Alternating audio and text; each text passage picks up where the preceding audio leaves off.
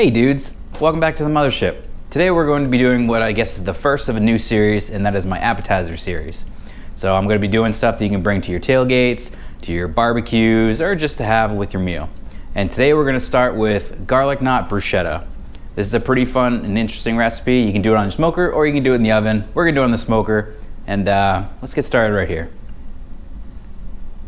The first step here is just to activate the yeast. The recipe I'm doing is going to yield about 16 knots, so you can adjust it more or less depending on how many you actually want to do. And I will have the total amounts of the ingredients that I'm using down below. So over here we're going to start with just our active yeast, our white sugar, and our warm water.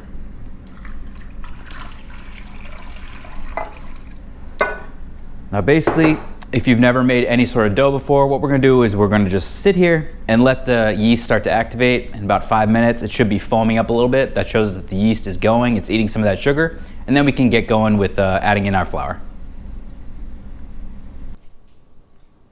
5 minutes later, and we are now ready to add in the rest of our ingredients and get our dough going. What we're gonna do is add in our salt and pepper, our melted butter, and about half of our dough. We're gonna let it mix for about, I don't know, 30 seconds to a minute. Then we'll put the rest in and let it get to a nice consistency. So let's take care of it right now.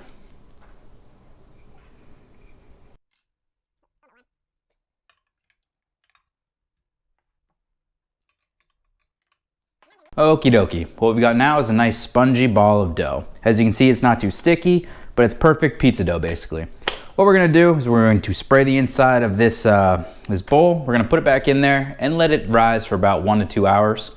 At that point, you're basically ready to move on to the next step. What I'm gonna do at that point is wrap it up in saran wrap and leave it overnight to continue, let those glutens in here start to break down and let the yeast do its thing. Then tomorrow I'm going to move forward with actually making the garlic knots and then cook them up on the smoker. So I will see you guys tomorrow. And just like that, it's tomorrow. So this dough has been left to rise overnight, and I got about 830 grams out of it. I want to get 16 of these out of here, so I'm going to take 830 divided by 16, which is about 51 grams. I'm going to measure out 51 grams, and then I'm going to roll each of those little balls into about an 8-inch long rope, and then we're going to tie it into its little shape and let them rise for another half an hour. Just let them rest. Then they're going to go on the pit, and then we'll move on to the next step. So let's take care of this.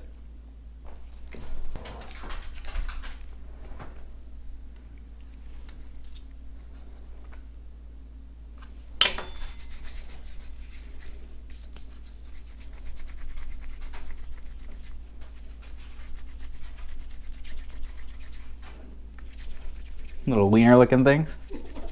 Like a flaccid dick. Nice little floppy wieners. We're just gonna tie them and do a little knot, just like that. Boom.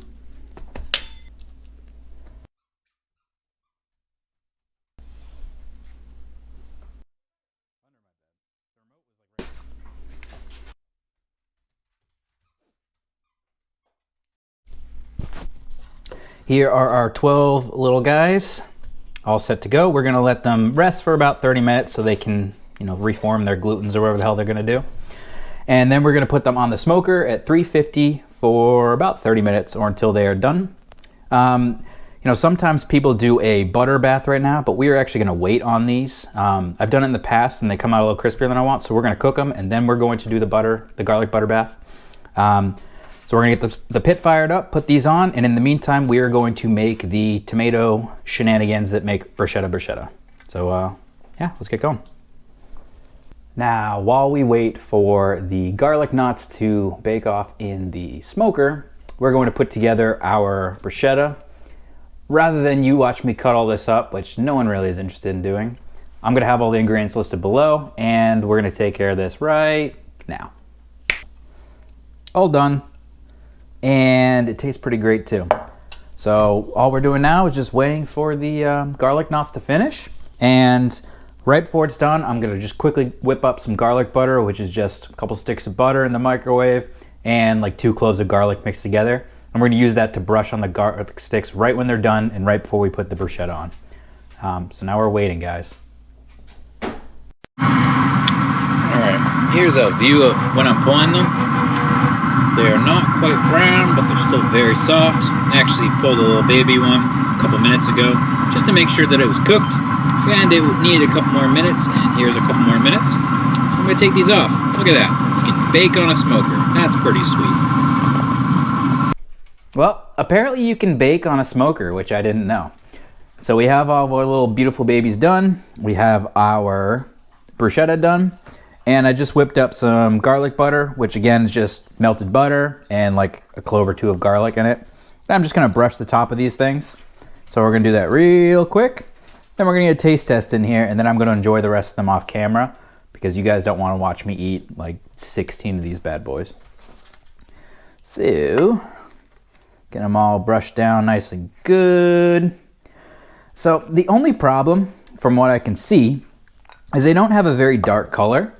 And I've mentioned this before, my only concern, so you can get a dark color by brushing them before you put them on the smoker or before you bake them, and that'll get you a dark color, but you might get too much of a crust on the exterior, which is what I found out my last time I did these. So if you're looking for a darker color, brush them with the garlic butter before you put them in the oven, and then maybe afterwards, versus what I did was just let them run and then brush them after the fact. They don't have the dark color, but who cares, because we're gonna put this stuff on afterwards. So we're gonna take one of these bad boys, give it a nice generous heaping here of our bruschetta. And we may as well give it the old taste test, right? Let's get a little bit more on there actually, because it's kind of falling off.